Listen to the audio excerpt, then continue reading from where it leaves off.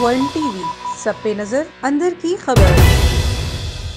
پاکستان اور چین کا مل کر سی پیک کی مشترکہ تعمیر کو آگے بڑھانے کا عزم۔ بیجنگ میں منعقد ہونے والے سی پیک مشترکہ تعاون کمیٹی کے 12ویں اجلاس میں دونوں ممالک کے اعلیٰ حکام نے شرکت کی۔ اس حوالے سے مزید جانتے ہیں بیجنگ سے شاہد افراز خان کی اس رپورٹ میں۔ پاکستان اور چین کی سی پیک مشترکہ تعاون کمیٹی کے 12ویں اجلاس کا چین کے دارالحکومت بیجنگ میں انعقاد کیا گیا۔ پاکستانی وفد کی قیادت وفاقی وزیر برائے منصوبہ بندی، ترقی اور خصوصی اقدامات احسن اقبال نے کی، جبکہ چین کے قومی ترقیاتی و اصلاحاتی کمیشن کے نائب چیئرمین تونگ لیانگ نے چینی وفد کی قیادت کی۔ اس موقع پر چین اور پاکستان کے حکام نے پچھلی ایک دہائی کے دوران چین پاک اقتصادی راہداری کی کامیابیوں کا جائزہ لیا اور آئندہ ترقی کے روشن امکانات پر غور کیا۔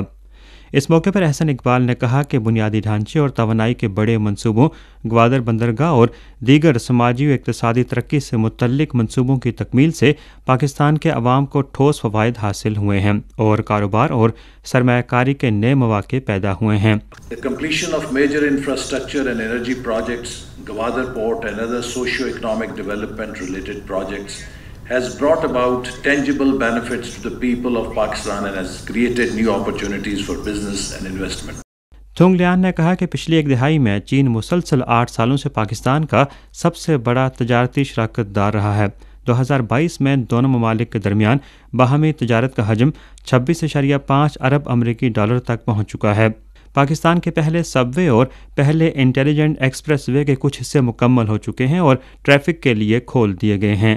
بیلٹ اینڈ روڈ انیشیٹو کے تحت فلیگ شپ منصوبے کی حیثیت سے سی پیک نے توانائی، نقل و حمل اور صنعتی تعاون کو اہمیت دی ہے، جس سے 2022 کے اواخر تک 230,000 سے زائد ملازمتیں پیدا ہوئی ہیں۔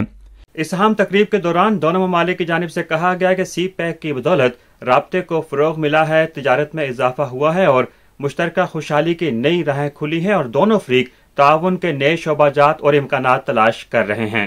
Shahid Afraz Khan, Beijing. One T V, سب پہ نظر، اندر کی خبر۔